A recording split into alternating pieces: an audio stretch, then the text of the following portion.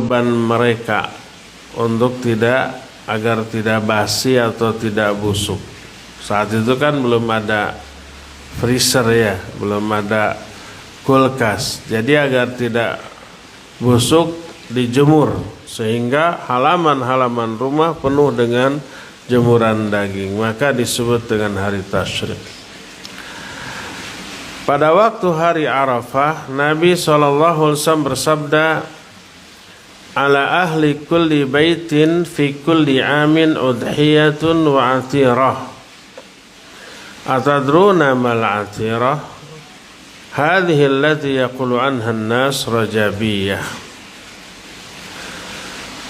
Kata Nabi SAW, bagi setiap satu keluarga di setiap tahun wajib melakukan udhiyah dan atirah. Udhiyah itu kurban dan atirah. Tahukah kalian apakah atirah itu?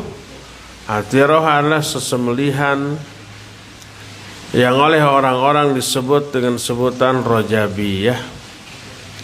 Sesembelihan yang dilakukan di bulan Rajab dahulu suka dilakukan oleh orang-orang jahiliyah sebelum datangnya Islam. Dan setelah datangnya Islam, Rajabiyah ini terus dilangsungkan, cuma tidak ditujukan untuk berhala, tapi ditujukan untuk Allah Subhanahu wa ta'ala. Hadis ini diriwayatkan oleh Imam Ahmad, Ibnu Majah, Abu Daud, At-Tirmidzi dan yang lain-lain, dan sanadnya hasan. Hadis ini menunjukkan setiap satu keluarga wajib menyembelih 2 kali. 1 udhiyah, 1 rajabiyah. Akan tetapi kemudian rajabiyah atau atirah ini dimansuh. Arti dimansuh adalah dihapus hukum kewajibannya. Sebagaimana perkataan Ibnul Athir, wal atirah mansukhah wa innama kana dzalika fi sadril Islam. Atirah ini dimansuh, dihapus hukumnya, dan itu hanya berlaku di awal-awal kemunculan ajaran Islam.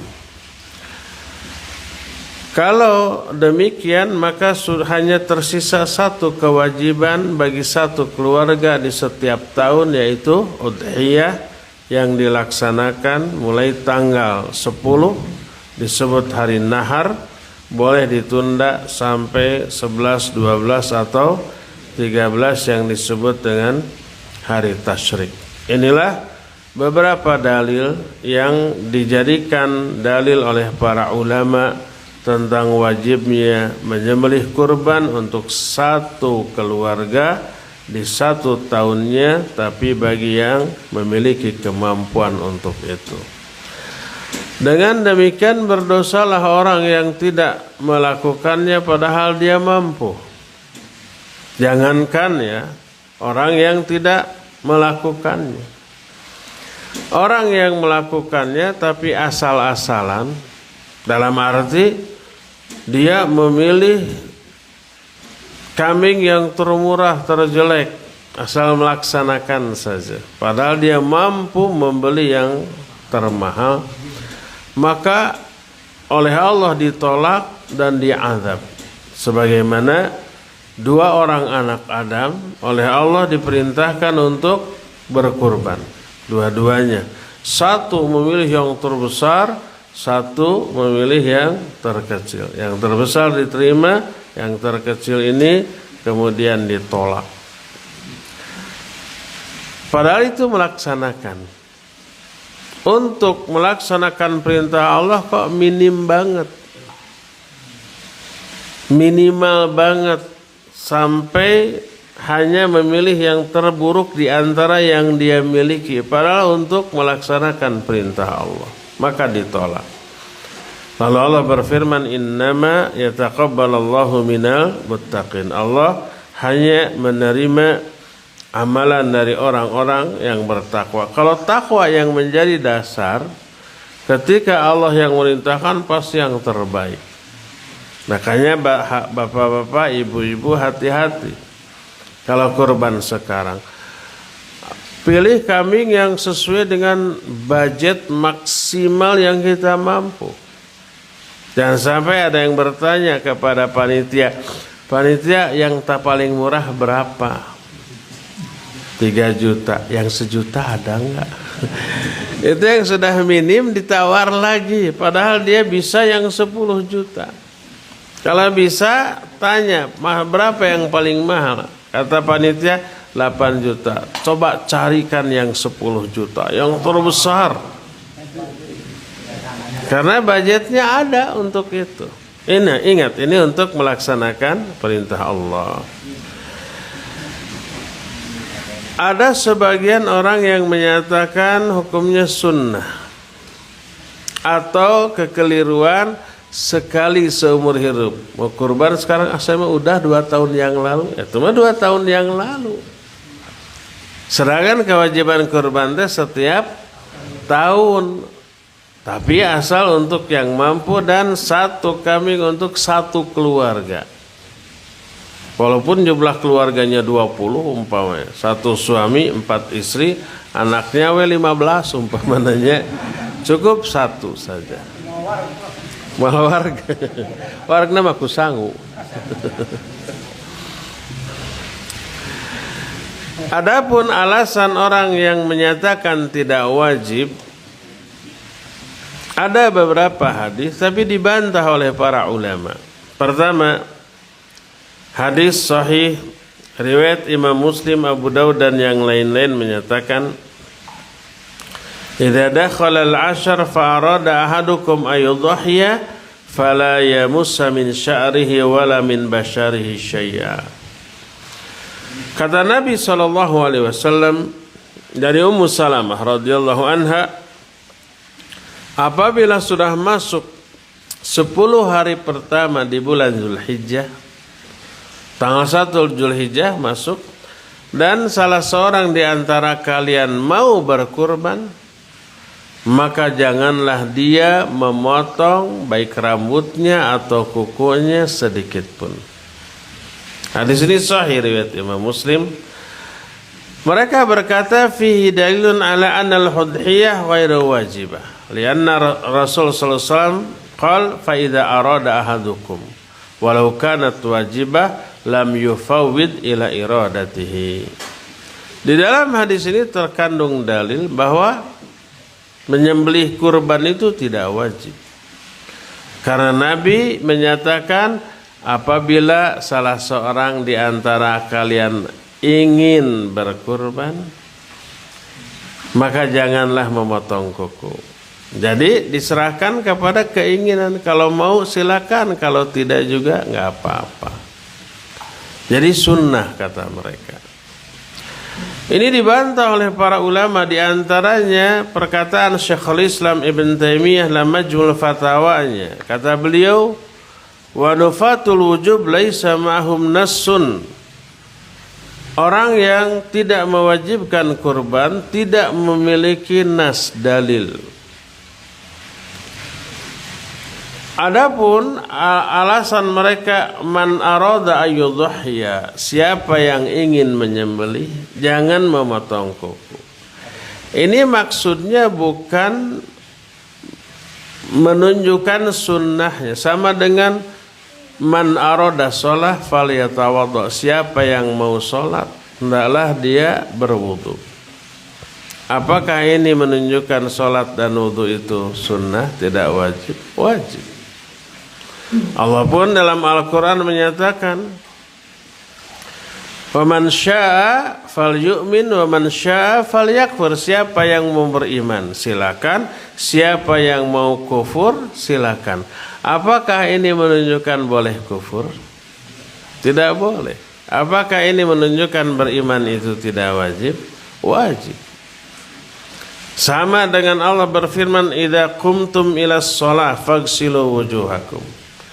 Apabila kalian mau melaksanakan sholat, maka basuhlah wajah-wajah kalian dan seterusnya, wudu. Nah, apakah ini menunjukkan bahwa sholat itu tidak wajib? Karena Allah menyatakan apabila kalian ingin sholat, maka hendaklah berwudu. Kalau tidak ingin mah nggak apa-apa. Menunjukkan apakah sholat tidak wajib? Enggak, sholat itu wajib. Maksudnya siapa orang yang sudah berniat mau sholat, dia wajib untuk berwudu. Sama dengan firman Allah dalam surah At-Takwir ayat 27, Allah menyatakan dalam ayat tersebut, kata Allah subhanahu wa ta'ala, in huwa illa dzikrul alamin liman syaa minkum ayastaqim. Quran ini tiada lain kecuali peringatan bagi seluruh alam. Bagi siapa? Bagi orang yang ingin istiqomah di antara kalian. Apakah ayat ini menunjukkan istiqomah itu sunnah? Enggak. Istiqomah wajib. Karena kalau tidak istiqomah berarti boleh menyeleweng, boleh menyimpang. Itulah bantahan dari para ulama tentang wajibnya udhiyah bagi orang yang mampu untuk satu keluarga, satu kambing, dan itu berlaku setiap tahun. Jadi ingat bapak-bapak, ibu-ibu, punya budget yang mencukupi, tunaikan ya. Jangan sayang ini untuk ganti HP yang baru. HP mah teu wajib, teu sunah-sunah acannya. Ada beberapa hukum yang berkaitan dengan udhiyah. Pertama, udhiyah atau kurban dengan kambing yang besar. Nabi SAW menyembelih 2 kambing yang besar, dan beliau menyembelihnya seusai sholat Id. Lalu berkata, man dhabaha qabla shalah falaysa minan nusuki fi syai' wa innama huwa lahmun qaddamahu li ahlihi. Siapa yang menyembelih sebelum sholat Id, itu bukanlah kurban sama sekali. Itu hanyalah daging yang dia sajikan untuk keluarganya. Makanya tadi disuruh diulang. Beli kambing baru, sembelih lagi. Kedua, Nabi SAW menyuruh para sahabat untuk menyembelih al-jadha' min al-dha'an atau as-sani. Apa makna al-jadha' min al-dha'an? Disebutkan oleh para ulama. Yang dimaksud al-jadha' min al-dha'an adalah kambing yang usianya diperselisihkan oleh para ulama. Sebagian dari mereka menyatakan minimal usia genap 1 tahun. Dan inilah pendapat jumhur para ulama. Ada lagi yang menyatakan minimal 8 bulan, ada lagi yang menyatakan minimal 10 bulan, ada lagi yang menyatakan minimal 6 bulan. Ulama ikhtilaf. Adapun ats-tsani maksudnya unta yang usianya minimal sudah 5 tahun, sedangkan kalau sapi minimal usianya 2 tahun. Imam Ibnu Hajar rahimahullah menyatakan minimal usia kambing itu tidak boleh kurang dari 8 bulan. Bagaimana kita bisa tahu? Tanya aja ke pemiliknya, ini berapa tahun. Kalau pemiliknya nggak tahu, katanya ya. Setiap 6 bulan gigi si kambing itu tanggal 1. Kata orang Sunda munglak. Minimal munglak 2, itu 1 tahun. Kalau udah munglak 2 berarti sudah usia 1 tahun. Suruh nyengir we. Kalau masih beres semuanya, kelihatan kalau sudah munglak itu 2 gigi depannya itu yang pernah tanggal itu lebih bersih daripada gigi-gigi lain. Itu berarti sudah munglak 2 minimal 1 tahun. Boleh mengakhirkan penyembelihan hingga tanggal 11, 12 sampai 13 atau di hari-hari tasyrik. Sebagaimana sabda Nabi SAW, kullu ayyami tasyrik dzabhun. Setiap hari-hari tasyrik itu hari penyembelihan. Hadis ini dikeluarkan oleh Imam Ahmad, Al-Baihaqi, Ibnu Hibban dan yang lain-lain. Berkata Imam Ibnu Qayyim rahimahullah, wa hadza madhhabu Ahmad wa Malik wa Abi Hanifah rahimahumullah. Qala Ahmad huwa qawlu ghairi wahidin min ashabi Muhammadin sallallahu alaihi wasallam wa dzakarahu al-Athram an Ibnu Umar wa Ibnu Abbas radhiyallahu anhum. Ini pendapat yang dipegang oleh Imam Ahmad, Imam Malik, Imam Abu Hanifah rahimahumullah. Berkata Imam Ahmad, ini adalah pendapat banyak para sahabat Nabi SAW, di antara Ibnu Umar, juga Ibnu Abbas dan yang lain-lainnya. Ketiga, siapa yang ingin berkurban maka pas 1 Dzulhijjah dia tidak boleh memotong rambut, memotong kuku atau mencabutinya atau dikerik, dikerok atau dikeruk, baik rambutnya, kumisnya, kukunya atau mungkin bulu-bulu yang ada di betis umpamanya, baik dikerok, dicabut, didudut termasuk bulu ketiak atau kata orang Sunda mah direrab. Direrab itu apa? Dibakar. Bukan kakinya yang dibakar. Tidak ada istilahnya dalam bahasa Indonesia direrabnya. Jadi lighter itu apa? Cekes, nah begitu. Korek, paneka. Bensin apa?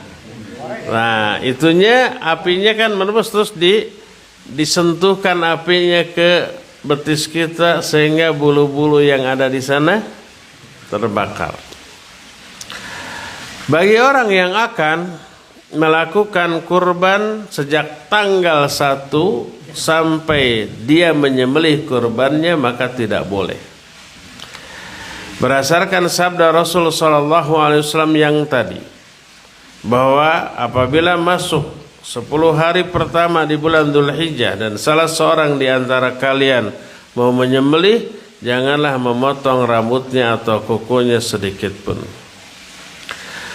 Berkata Imam An-Nawawi rahimahullah kitab Syarah Sahih Muslim ketika menerangkan hadis ini, kata beliau, wal muradu bin nahyi an akhdhi dzufar wasy-sya'r an-nahyu an izalati dzufar biqalmin aw kasrin aw ghairihi wal man'u min izalati asy-sya'r bihalqin aw taqsirin aw natfin aw ihraqin aw akhdhihi bin nurah aw ghairi dzalik sawa'un sya'rul ibad wasyarib wal anah wal ra's wa ghairu dzalika min syu'uri badanihi.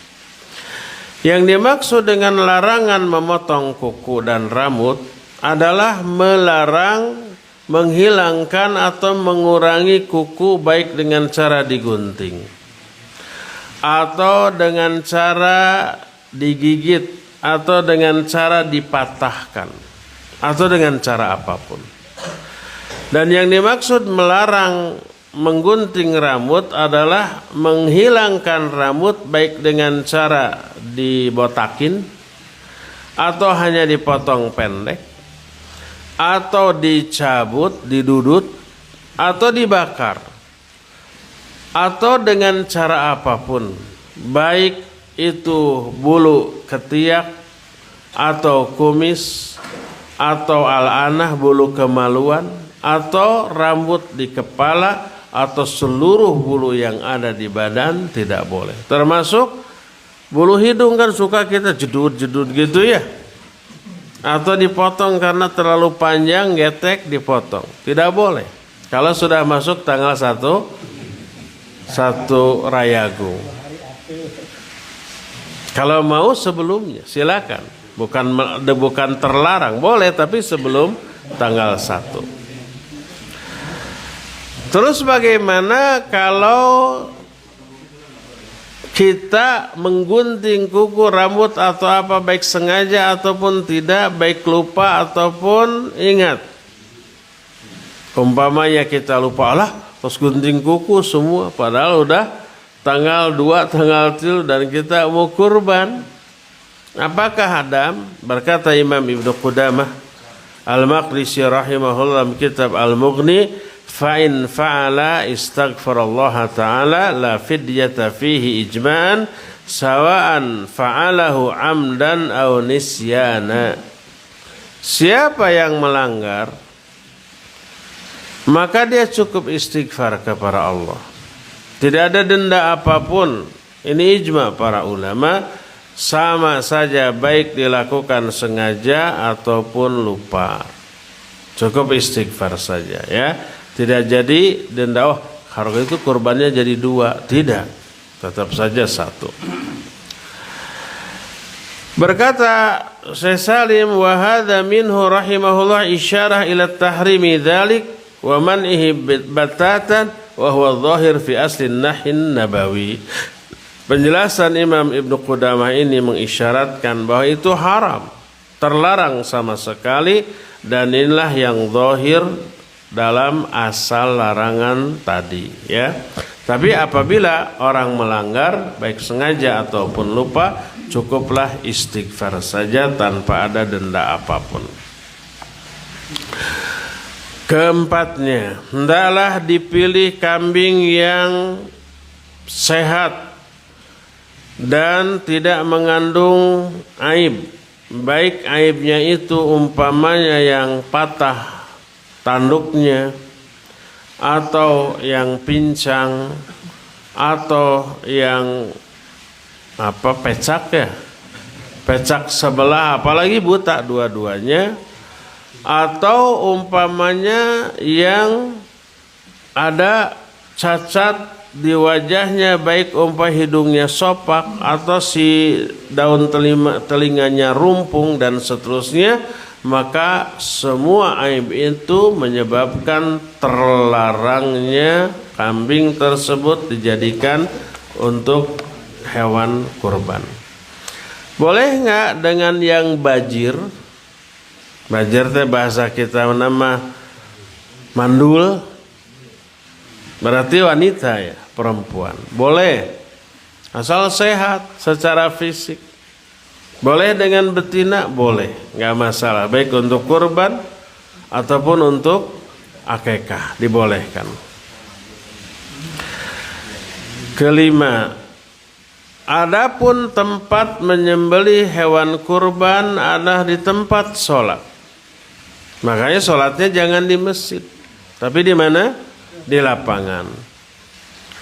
Sebagaimana hadis sahih riwayat Imam Bukhari, Imam An-Nasai, Imam Ibnu Majah, diterima dari Ibnu Umar radhiyallahu anhuma, kana Rasul sallallahu alaihi wasallam yudhahi bil musalla. Rasul sallallahu alaihi wasallam menyembelih kurbannya di tempat salat. Seseorang laki-laki beserta seluruh anggota keluarganya, sebanyak apapun anggota keluarganya. Seperti yang saya bilang tadi, anggota keluarganya ada 20 orang. Istrinya 4, berarti dengan dia 5. Anaknya 15. 20, maka cukup. Berdasarkan sebuah hadis yang diterima dari Atha bin Yasar. Atha bin Yasar ini seorang tabi'in. Dia berkata, sa'altu Abu Ayyub Al-Ansari. Aku bertanya kepada Abu Ayyub Al-Ansari, seorang sahabat bangsa Ansar. Kaifa kanatid dhahaya ala ahdi Rasulillah sallallahu alaihi wasallam. Bagaimana sih pelaksanaan kurban di zaman Nabi sallallahu alaihi wasallam? Berkata Abu Ayyub, in kana ar-rajul yudhahi bisyah anhu wa an ahli baiti fayakulun wa yut'imun. Seorang laki-laki di kalangan kami menyembelih 1 ekor kambing untuk dirinya dan untuk seluruh anggota keluarganya, mereka makan tersebut kepada yang lain. Hadis ini riwayat Imam At-Tirmidzi, Imam Malik, Ibnu Majah, Al-Baihaqi dengan sanad yang hasan, yang menunjukkan disunnahkan yang kurban itu memakan daging dari hewan kurbannya. Lalu sisanya dibagikan kepada orang lain yang tidak kurban. Jadi tidak ada larangan bagi orang yang berkurban untuk makan daging kurban, bahkan disunnahkan. Nabi SAW sendiri makan dari daging kurbannya. Ketujuh, disunnahkan takbir ketika menyembelih dan menyebut nama Allah ketika menyembelihnya, dan itu wajib. Adapun doa selain basmalah sunnah. Jadi kalau seorang umpamanya hanya bismillah kececet saja, itu sah, boleh, walaupun dia tidak berdoa yang lain. Nah, berkata Anas bin Malik radhiyallahu anhu, dhahan Nabi sallallahu alaihi wasallam bikabshain amlahain aqranain dzabahahuma biyadihi wasamma wa kabbara wa wada'a rijlahu ala sifahihima. Nabi SAW menyembelih 2 ekor kambing yang gemuk dan bertanduk besar. Beliau menyembelih langsung dengan tangannya, maksudnya dengan golok sih, tapi artinya beliau langsung, ya, dengan tangannya, tidak menyuruh orang lain. Menyuruh orang lain boleh. Nabi SAW pernah menyuruh Ali bin Abi Thalib untuk menyembelihkan kambing. Tapi beliau bila tidak ada halangan menyembelih dengan tangannya. Dengan golok yang dipegang oleh tangannya, beliau menyebut nama Allah dan bertakbir ketika menyembelih. Dan beliau meletakkan salah satu kakinya di atas salah satu rusuk dari kambing yang sedang disembelih. Meletakkan, tidak diinjak, tidak ditincak, hanya diletakkan saja. Ditincak mah tuh engapeun. Lebih disukai kambingnya itu yang bertanduk besar dan ada warna putih yang bercampur hitam di sekitar kedua matanya. Inilah yang paling disenangi oleh Rasul sallallahu alaihi wasallam. Kalau ada nggak apa-apa.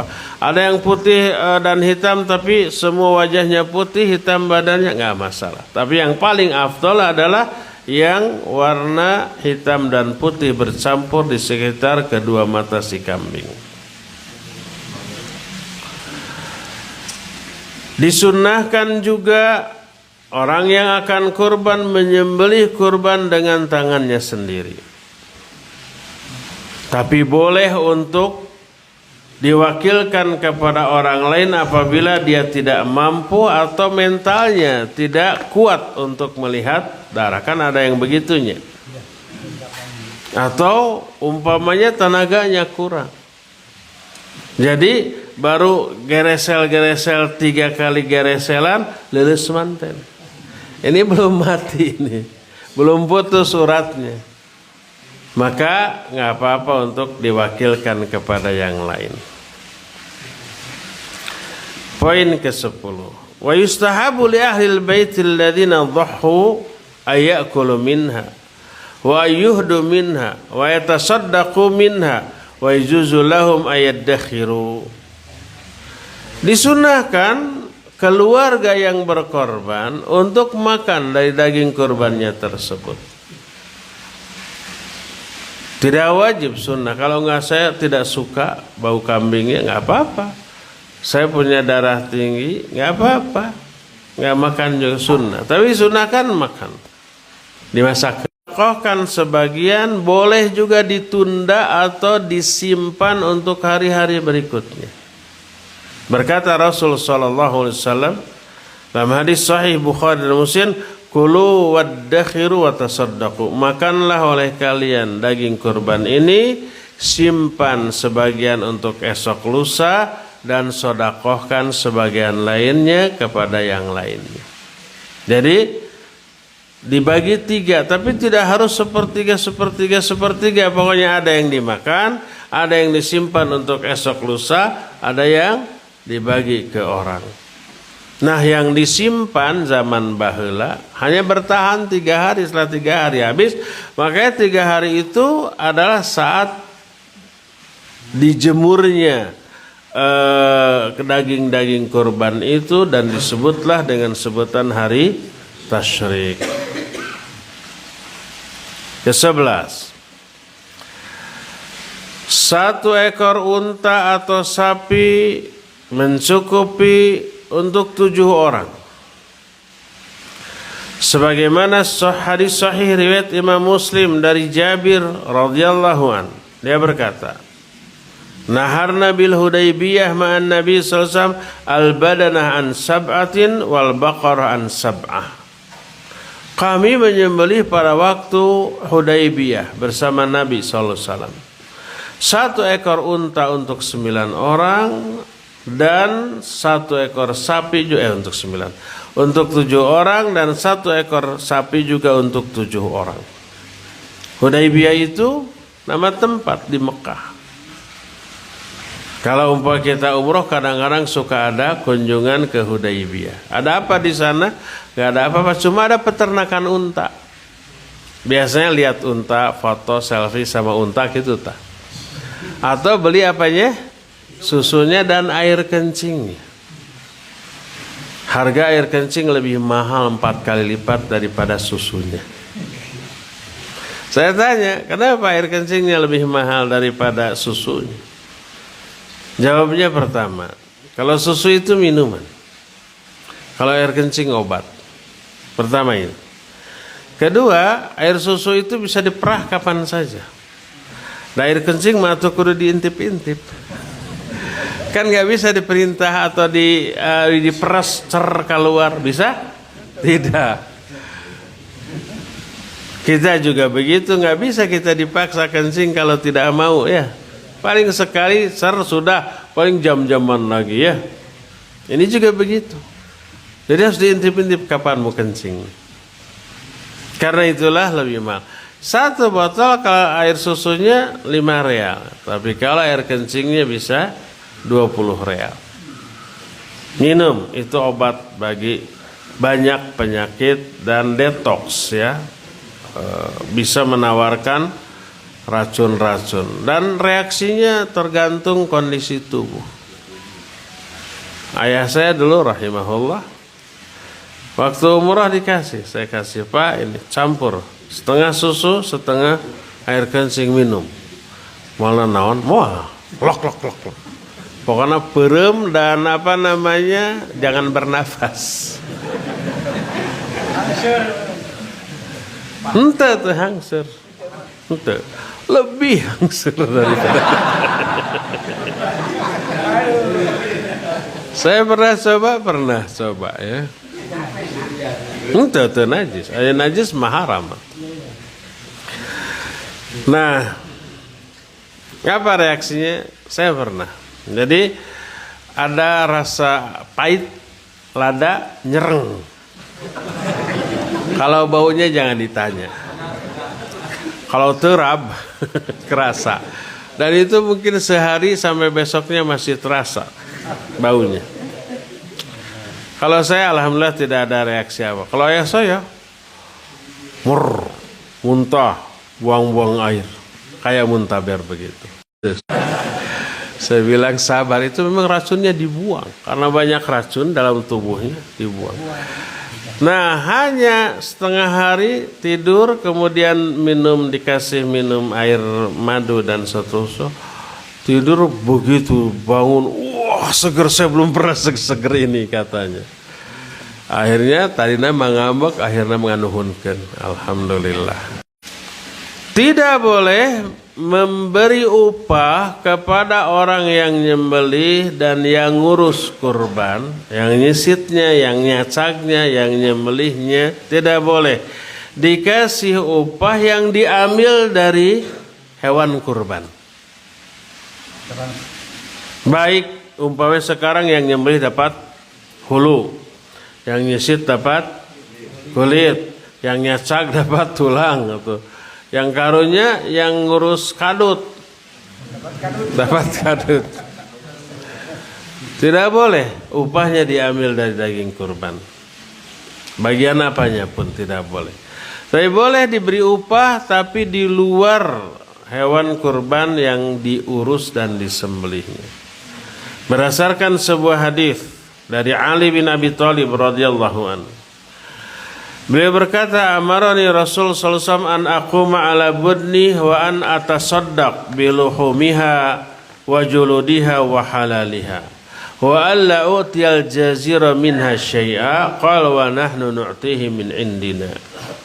Kata Ali, Rasulullah sallallahu alaihi wasallam memerintahkan aku untuk menyembelihkan kurbannya, menyuruh untuk mensodakohkan dagingnya, kulitnya dan gajihna, non gajih lemakna, dan menyuruh agar aku tidak boleh memberi upah kepada yang mengurusnya dari daging kurban itu sedikit pun. Kata Ali, kami merogoh saku sendiri untuk memberi upah kepada pengurusnya.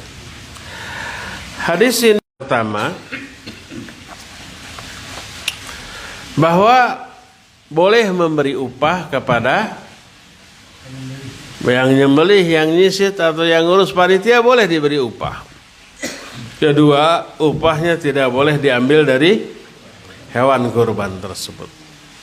Nah, sekarang banyak panitia, banyak umpamanya kambingnya 2 mah pasak heula jang konsumsi panitia, ada yang begitu? Ini enggak boleh. Berarti memberi upah ke panitia dari hewan kurban. Boleh panitia dibayar tapi jangan diambil dari hewan kurban. Umpamanya panitia boleh mengambil dana operasional dari setiap yang nitip kurban. Nih saya titip hewan kurban, minta 100.000, 50.000 untuk dana operasional. Karena apa?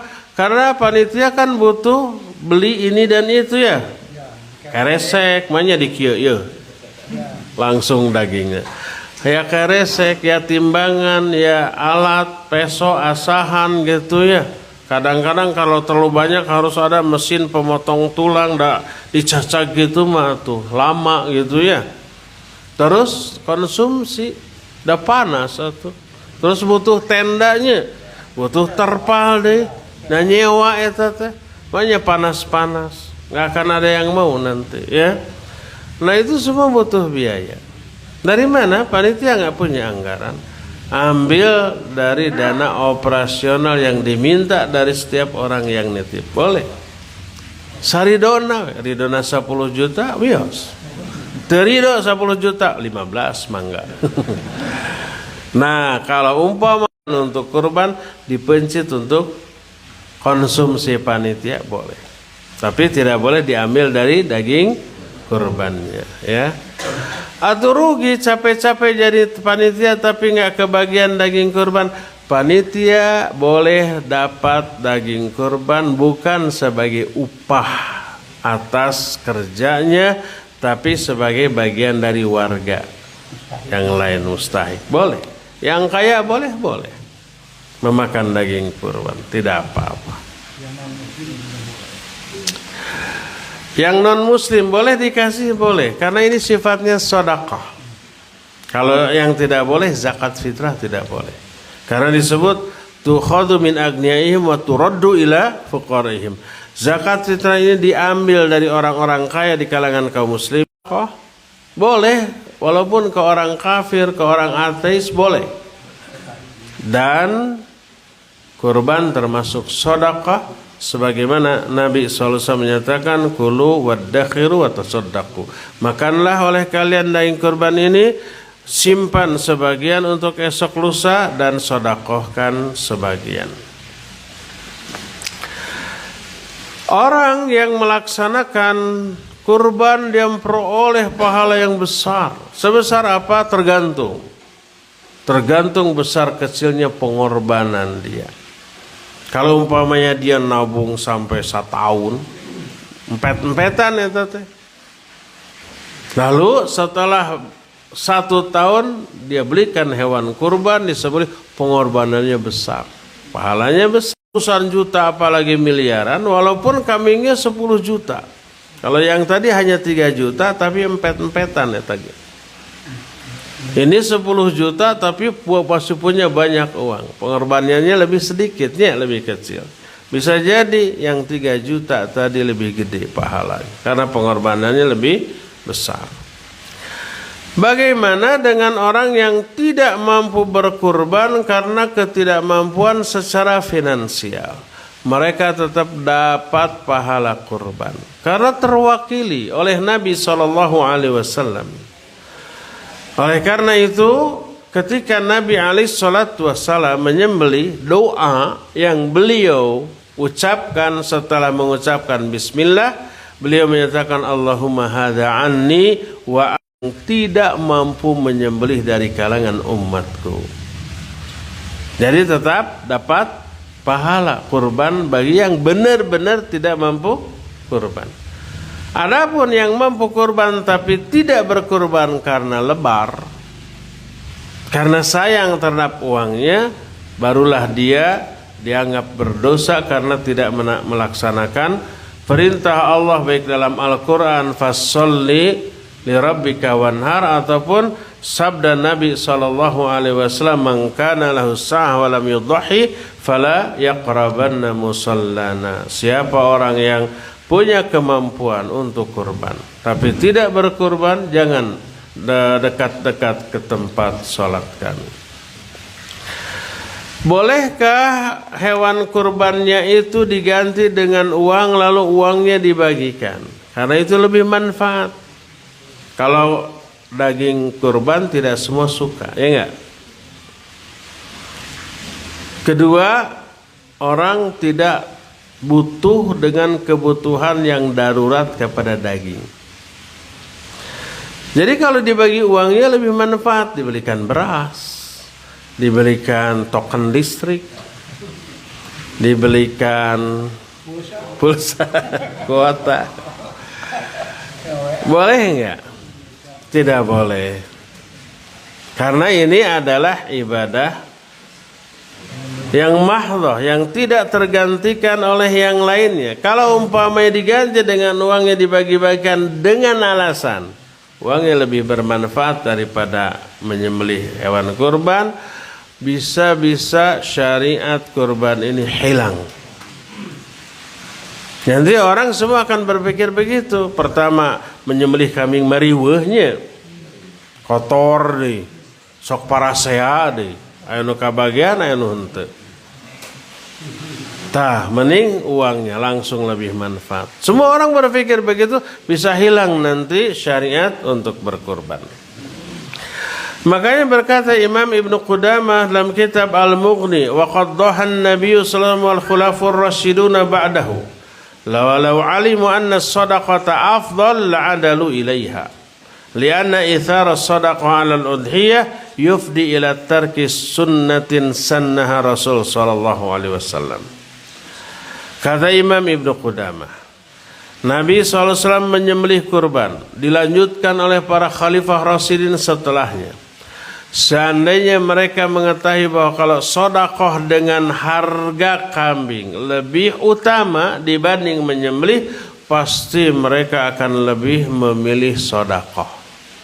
Tapi ternyata mereka lebih memilih menyembelih kambing. Karena apa? Ada aspek tauhid di dalam menyembelih. Apa tauhidnya? Menyembelih untuk Allah. Sebagaimana firman Allah, fasholli li rabbika wanhar. Qul inna salati wa nusuki wa mahyaya wa mamati lillahi rabbil alamin. Menyembelih itu ibadah, dan ibadah itu hanya ditujukan untuk Allah. Tidak boleh menyembelih untuk mbah yang sudah meninggal, menyembelih untuk penghuni yang menguasai tempatnya, musyrik. Sama dengan sholat, tapi bukan untuk Allah ruku dan sujudnya. Sama dengan berdoa tapi mintanya bukan kepada Allah. Berdoa ibadah, sholat ibadah, menyembelih juga ibadah. Nah itu yang tak tergantikan. Menyembelihnya itu merupakan ibadah yang tak tergantikan oleh apapun. Rasul SAW bersabda, dakhala ahadun an-nara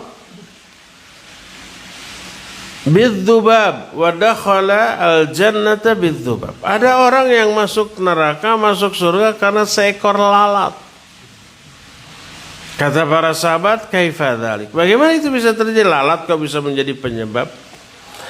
Kata Nabi SAW, ada orang, satu kaum memiliki satu berhala, patung. Setiap orang yang lewat diwajibkan mempersembahkan pengorbanan untuk patung yang mereka sembah. Ada orang lewat, dipegat. Kata dia, qarrib li alihatina. Coba kamu berkurban untuk Tuhan-Tuhan kami. Kata dia, ma indi an uqarrib. Aku tidak memiliki apapun untuk dikurbankan. Qarrib walau bidzubab. Berkurbanlah walaupun dengan seekor lalat. Akhirnya orang itu menangkap seekor lalat, terus dibunuh, dipersembahkan untuk berhala itu, dibiarkan dia lewat. Pada kholannar, orang itu masuk neraka. Bukan nilai pengorbanannya, tapi esensi dari pengorbanan. Dia berkurban untuk berhala, bukan untuk Allah Azza wa Jalla. Walaupun dengan seekor lalat. Lewat lagi seorang, dicegat, qarrib walau bidzubab. Berkurbanlah kamu walaupun dengan seekor lalat. Orang itu menyatakan, la uqarrib illa ilallah. Aku tidak akan mungkin berkurban untuk siapapun, untuk apapun, kecuali untuk Allah. Faqatalahu. Orang itu dibunuh. Fadakhala al-jannah, orang itu masuk surga karena mempertahankan tauhid. Dengan cara menyembelih atau berkurban hanya untuk Allah Azza wa Jalla. Ingat bahwa berkurban adalah aplikasi tauhid. Beribadah hanya kepada Allah dan tidak kepada yang lain. Ini yang tidak tergantikan oleh infak dan sedekah. Berdasarkan hal itu tidak boleh mengganti kurban dengan berinfak, bersedekah seharga kambing yang akan disembelih. Ya, inilah beberapa penjelasan yang berkaitan dengan kurban. Cukup sampai di sini, waktu yang kita miliki sudah habis dan kita masih punya sisa waktu untuk bertanya jawab. Wa sallallahu ala nabiyina Muhammadin wa ala alihi wa wasallam. Mangga. Mengenai upah, kalau misalnya tidak dikasih upah, kemudian upahnya normal gitu ya, kemudian ditambahin daging dari bagian, kan kurban ada bagiannya kita makan atau masak dari bagian yang kita dapat, apakah boleh? Baik, barakallahu fiik. Orang yang menyembelih, yang nyisit, boleh nggak dikasih kambing? Boleh, tapi bukan sebagai upah bagi hasil kerjanya. Dia dapat sebagai warga biasa, seperti panitia pada umumnya. Tapi ditambahin juga, biasanya kalau warga biasa setengah kilo, ini sekilo. Jadi sekilo, itu dari bagian kitanya, boleh. Kalau bagian kita sudah jadi milik kita, bebas. Mau dijual mah enggak, mau dipicen, disodakohkan, dimakan, boleh. Boleh kita kasih ke orang. Saya mah udah teresep karena kambing mah, ya. Akhirnya dikasih ke orang, boleh. Sebagai dijual boleh. Saya mah resep, tapi kita ayah beas, umpamana mending dijual, nanti dibelikan beras, boleh. Karena sudah menjadi miliknya gitu. Boleh, dibolehkan. Kan tadi terus dijelaskan 4 hari. 10, 11, 12, 13. Jadi hari hanya tanggal 10, 11, 12, 13 disebut hari tasyrik, boleh. 4 hari waktu penyembelihan. Kamamah heulanya. Punten pisan bade tumaros dina sasih kurban eta muhun sasi-sasi kurban sok seueur jalmi anu sarakah muhun reureus naon laras meureunnya hiji patarosanana eta muhun anu kurban pahalana aya anu pahalana aya anu dikurangan aya oge anu teu aya pahalana eta muhun alasanana naon iya pahala tina amalan ke bahasa Sunda bahasa Indonesia itu mudah-mudahan ngartos bahasa Indonesianya pahala dari suatu amalan beda-beda walaupun amalannya sama orang sholat bareng berjamaah tempatnya bareng waktunya bareng pagi gigir umpamanya sholat zuhur apakah dua orang yang bersebelahan itu pahalanya pasti sama? Tidak. Kalaupun sholatnya sama gerakannya sama tempatnya sama imamnya sama bacaannya sama apa yang membedakan? Pertama niat lebih ikhlas lebih bagus. Kalau tidak ikhlas malah berdosa. Kedua kekhusyuan. Yang lebih khusyuk pahalanya lebih besar daripada yang kurang khusyuk. Ketiga mutaba'ah. Gerakan cara mengangkat tangan, cara sedekap, cara ruku, cara sujud sesuai enggak dengan sunnah Nabi sallallahu alaihi wasallam atau asal-asalan tuturut munding batur kitu batur kieu itu juga menentukan pahalanya ya. Jadi beda. Termasuk kurban. Walaupun sama-sama kurban di tempat yang sama di waktu yang sama, kambingnya sama harganya, sama besarnya, apakah pahalanya sama? Kalau semuanya sama, niatnya ikhlas, sama nilai pengorbanannya sama, tata cara pelaksananya persis sama, mungkin sama pahalanya. Tapi kalau niatnya satu maya ria, lihat saya mah lebih besar daripada yang lain, harga lagi 12 juta, itu mangan ukur 3 juta. Pamer ya. Foto ya, upload ya di medsos panitia ya. Nama saya harus ngajeblak ya. Bisa hilang pahalanya, ya enggak? Adapun yang umpamanya 3 juta kecil tapi empet-empetan nabung lagi 1 tahun terus susulumputan ka panitia ulah diwartos-wartos ieu nu abdi teu kedah diumumkeun ulah di pasian terang batur mah wios rahasia urang duaan. Karena menjaga keikhlasan ini bisa lebih besar pahalanya daripada yang lebih besar kambingnya ya. Tadi jadi banyak faktor yang menyebabkan besar kecilnya pahala yang diberikan. Nah pahalana ageng nu kurban atanapi anu nampi nya ageng nu kurban nu nampi mah kanti kariam.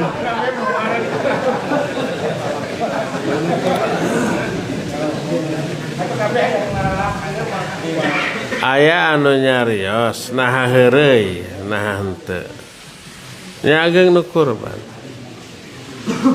mohon ageng nu nampi daripada anu kurban eta leres teu leres.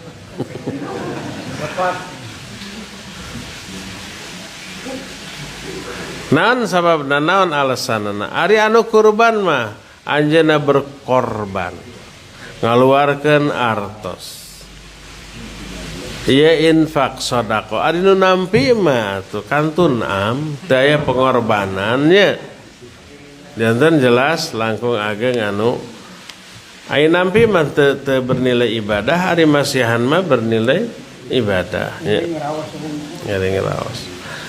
Ada lagi bapak-bapak mangga.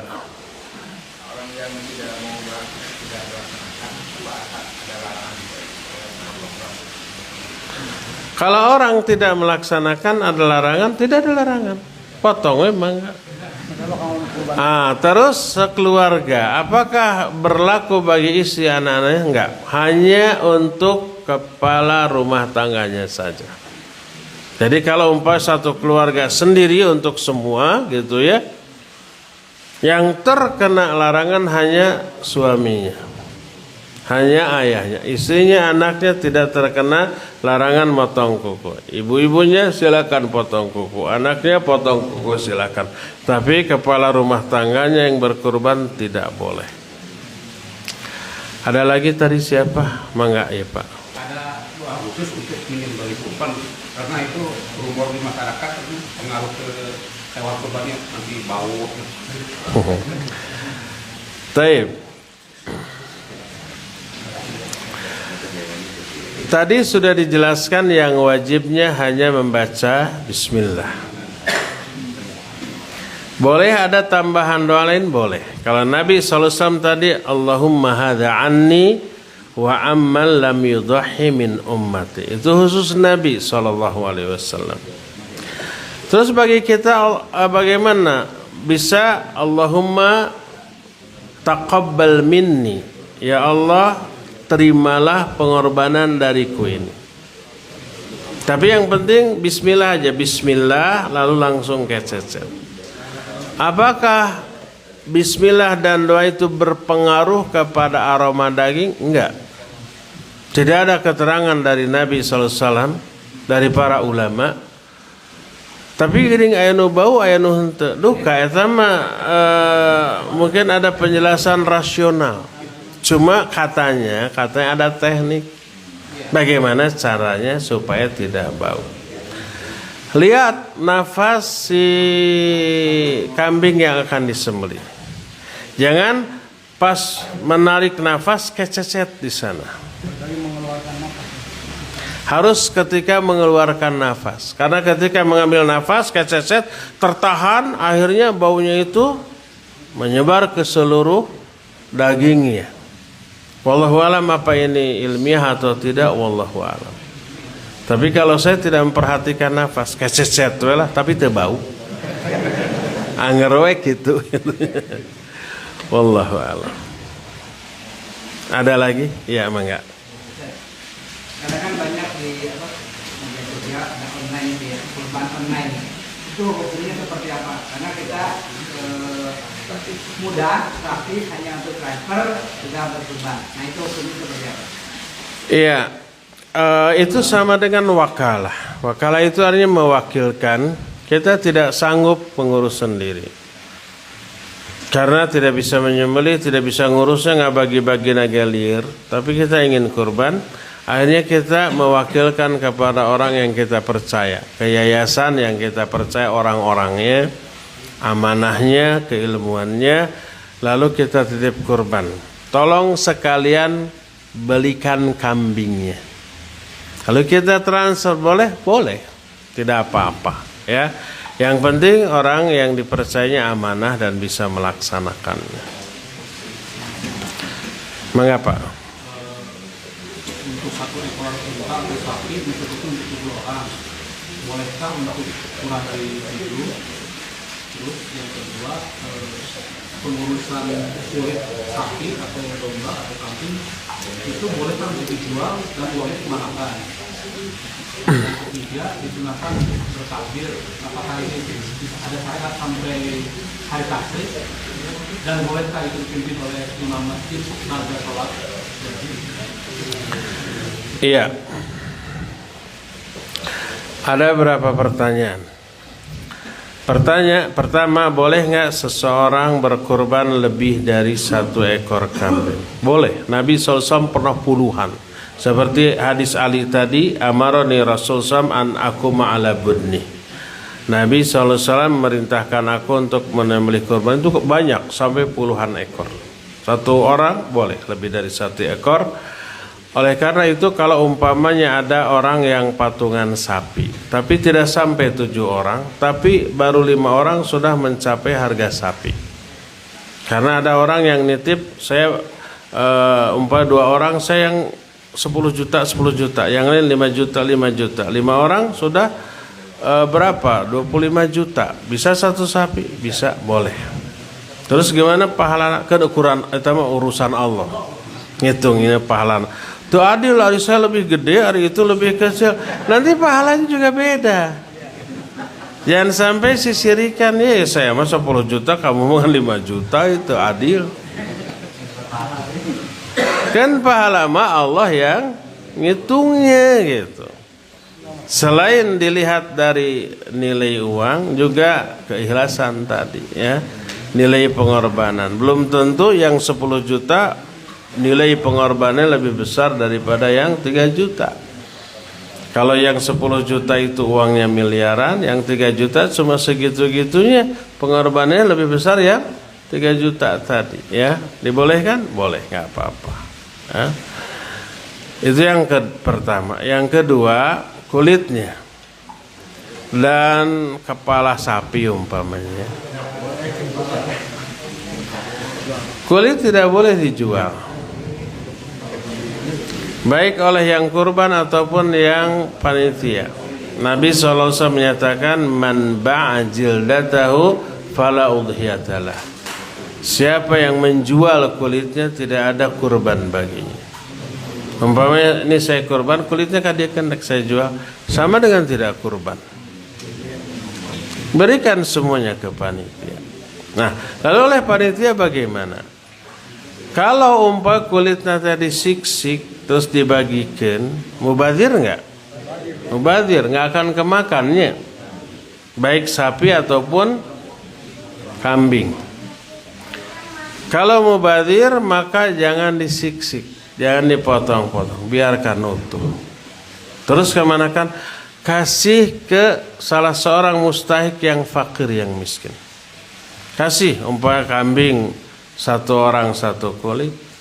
Sapi makan gede, ini sapi untuk bertiga atau berempat, terserah. Rek dipotong, setelah sampai ke orangnya, terserah mereka mau dibikin jaket kulit, mau dibikin tas, mau dibikin sepatu, mau disate, mau dikikil, atau dipicen, atau dijual, terserah. Sama dengan daging. Kalau daging udah sampai, dia nggak suka dijual, boleh, terserah dia. Tapi tidak boleh oleh panitia, umpamanya mustahik sekalian, ini dagingnya kita jual aja, semua nanti uangnya dibagi-bagi, nggak boleh. Bagikan dagingnya, setelah sampai ke orang yang terserah, mau dijual, mau dipasak, mau diberikan, terserah. Termasuk kulitnya. Pilih orang-orang fakir, orang-orang miskin, panggil satu-satu. Ini kamu dapat bagian kulit, kamu dapat bagian kulit. Ini sapi berempat, 1, 2, 3, 4 opatan, tong parebut. Mungkin mereka jual, mungkin uangnya dibagi, terserah. Sama dengan dagingnya, kalau mau dijual oleh orang yang sudah menerima dagingnya, dibolehkan saja ya. Udah ya, cuma 2 gitu ya. Ada lagi pertanyaan? Mengapa?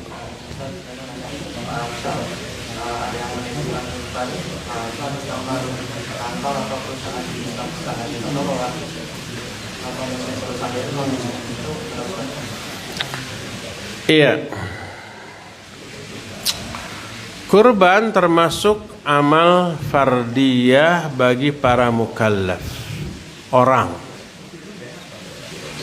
bukan lembaga. Sekarang ada atas nama perusahaan nitip kurban, kambing atau sapi. Engke pahalanya jangan saha untuk perusahaan. Kalau mau owner perusahaan itu, dirutnya atas nama pribadi menitipkan, atau direksinya 1 orang 1 titipkan, boleh ya. Nah sekarang budget anggaran untuk kurban diambil dari kas perusahaan umpamanya. Diberikan sapi, dititipkan. Maka itu bukan kurban, karena pelakunya bukan orang, tapi perusahaan. Nanti kan pahalanya, masa pahala perusahaan dapat pahala? Karena bukan orang, perusahaan tidak mukallaf. Itu hanya sebuah organisasi atau sistem, tidak mukallaf. Maka itu dianggap infak dan sedekah saja, bukan dianggap kurban. Kalau umpamanya kita dititipi, terima weh. Tapi kita tidak anggap sebagai kurban. Boleh itu dipakai upah panitia, boleh, sok pasak sebagian, terus dimakan oleh panitia karena itu bukan kurban. Walaupun ijabnya ini kurban dari perusahaan. Perusahaan mah bukan mukallaf, bukan orang ya yang tidak terkena kewajiban. Ada lagi? Tadi ya masalah perusahaan, jadi kan gini, saya di kantor itu ada beberapa karyawan. Tiap tahun teh ada 50 karyawan, sekarang ada 5 karyawan dikasih dari uangnya dari kantor. Nah, tapi untuk dia sendiri nanti jadi kurbankan di tempatnya. Apa pahalanya ada nggak buat yang? Berarti itu hadiah dari perusahaan untuk personal karyawan. Ya, itu sudah jadi milik karyawan, oleh karyawan dikorbankan, yang berpahala karyawan itu. Iya, karyawannya ya betul. Iya. Mangga.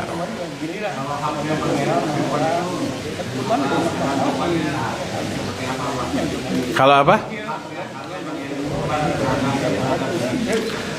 Iya, barakallahu fiik. Sekarang berapa persen hak untuk keluarga yang berkurban? Tidak ada ukuran seperti itu. Disesuaikan dengan situasi keadaan. Jangan sampai yang kurbannya itu meminta hak lebih dari kebutuhan mereka sekeluarga, sehingga kaum fakir miskin yang tidak kurban sama sekali tidak kebagian. Sesuaikan saja dengan keadaan. Sampai pernah di kita itu begini dulu ya, siapa yang bernitip kurban berhak meminta maksimal 10 bungkus. 10 bungkus di kita itu, satu bungkusnya itu antara 2,5 sampai 3 kilo. Orang tuh ngitung, akhirnya nitip kambing paling 12 kilo beratnya, nanti minta 10 bungkus atau jadi 25 kilo. Bisnis ternyata dijual. Kita nggak kepikiran, baru ada orang yang ngomong, tuh rugi bandar. Nitip yang kecil minta 10 bungkus, total 25 kilo, yang dititip cuma 12 kilo. Kita baru mikir, oh iya. Akhirnya apa? Akhirnya dia mengambil bagian daging kurban yang ini. Untung kita punya banyak sehingga masyarakat warga masih tetap terbagi. Tapi sejak saat itu kita batasi ya. Tidak boleh mengambil lebih dari 1/3 bagian dari yang dia titipkan. Itu bukan ketetapan syariat, hanya ketetapan kita aja sebagai panitia supaya tidak diakal-akali untuk mengambil keuntungan dari kurban ini. Jadi motivasi kita ibadah, orang memikirnya bisnis keuntungan, gitunya. Titip yang kecil dapat yang lebih banyak daripada yang dia kurbankan gitu ya. Wallah. Jadi tidak ada persentase tertentu. Tapi boleh saya minta paha 1, boleh. Untuk saya sekeluarga boleh. Sisanya silakan dibagikan. Ada lagi? Kalau tidak ada cukup sampai di sini ya. Insyaallah kita jumpa kembali Rabu yang akan datang. Subhanakallahumma bihamdik asyhadu an la ilaha illa anta astaghfiruka wa atubu ilaik. Walhamdulillah rabbil alamin. Wassalamualaikum warahmatullahi wabarakatuh.